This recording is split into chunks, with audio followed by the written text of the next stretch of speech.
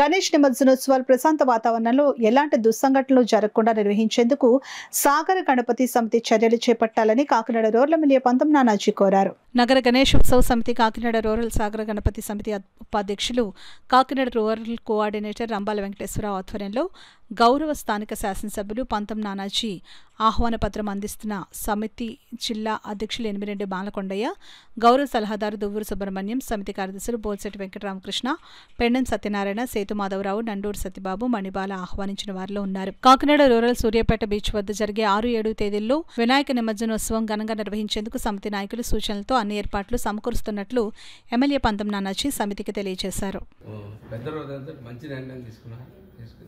ప్రతి చోట కూడా గణేష్ ఉత్సవాలు చేసుకోవడానికి, అలాగే గణేష్ నిమజ్జనానికి కూడా అన్ని ఏర్పాట్లు చేసే ఉంటాము.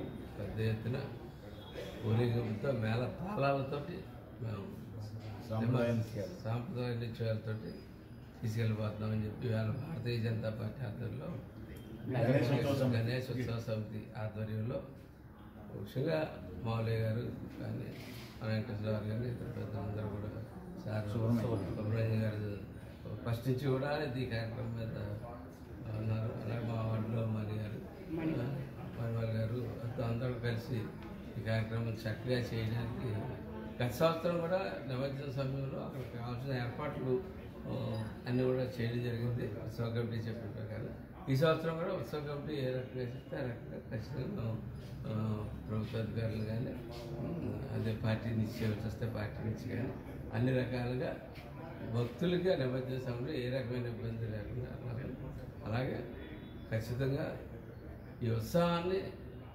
మరిపించాలి. ఎలాగైతే బొంబాయిలో శివసేన హైదరాబాద్లో ఎలా జరుగుతూ ఉంటుంది ఆ సాధనతో వాళ్ళు నెమ్మదిగా మన కార్యక్రమాలు చేసుకుంటూ వస్తున్నాం. ఈసారి మరింత ఉత్సాహంగా చాలా చక్కగా చేయాలని చెప్పి దానికి మేము అంతా కూడా ఉంటామని చెప్పి తెలియజేస్తే